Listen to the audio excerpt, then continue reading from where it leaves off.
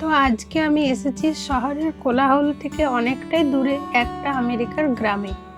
তো আমেরিকার গ্রামের দোকানপাটগুলি কীরকম হয় এবং এখানের দোকানে কি কি জিনিস পাওয়া যায় এবং পাওয়া গেলো সেগুলির দাম কীরকম হয়, লোক কিভাবে কেনা বেচা করে, আমাদের ওখানের দোকানের মতো ওজন হিসাবে বিক্রি হয় নাকি কিভাবে, চলুন সব কিছুই আমি আজকে এই ভিডিওতে দেখাবো।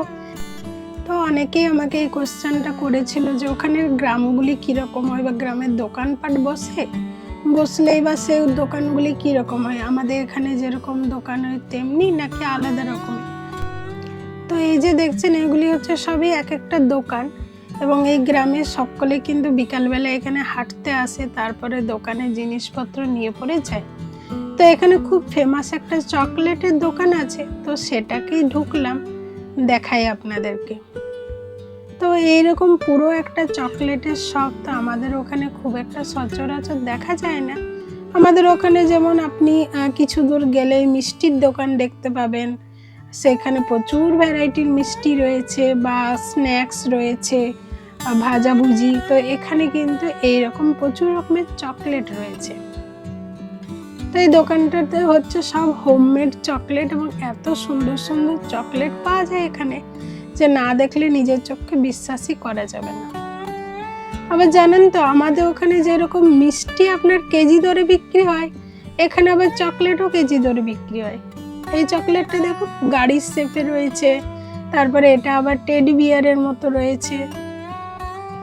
তো এইরকম প্রচুর ধরনের শেপওয়ালা চকলেট থাকে। তারপরে এখানে প্রচুর দূর দূর থেকে লোকজনও আসে। এইটা দেখুন পিৎজা চকলেট, তো এখানে তো এই মাশরুম পেপারনি এই পিৎজাগুলো প্রচণ্ড চল, তো সেই শেপেই বানানো। তো এখানে আরও নানা রকমের চকলেট রয়েছে।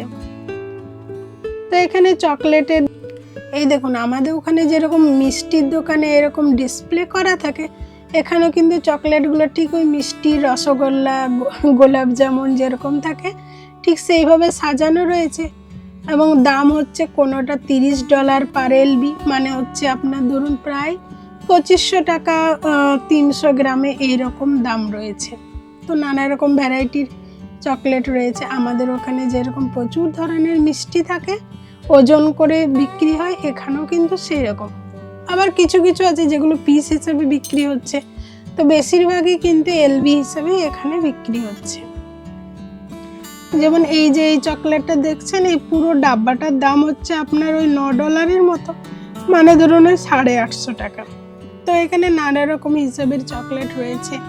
আপনি আবার কাস্টমাইজ করেও, যেরকম আমরা মিষ্টি নিই নানা রকমের একটা বক্সে, তো সেই রকমও নেওয়া যায়। তো মোটামুটি এরকমই দাম থাকে।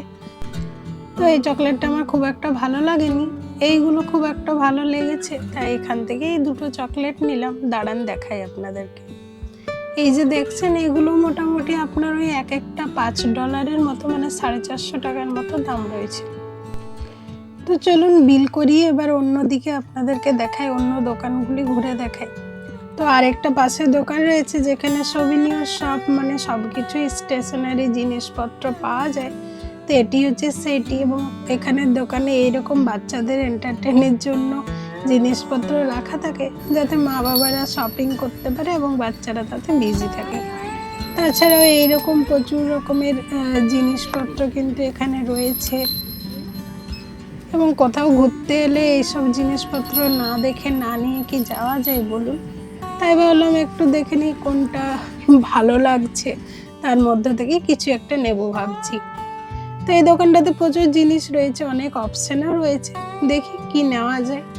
তো আপনারা যারা আজকে আমার ভিডিওটি প্রথমবারের জন্য দেখছেন তারা অবশ্যই চ্যানেলটি সাবস্ক্রাইব করে রাখবেন এইরকম আমেরিকান রিলেটেড ইন্টারেস্টিং ভিডিওর জন্য।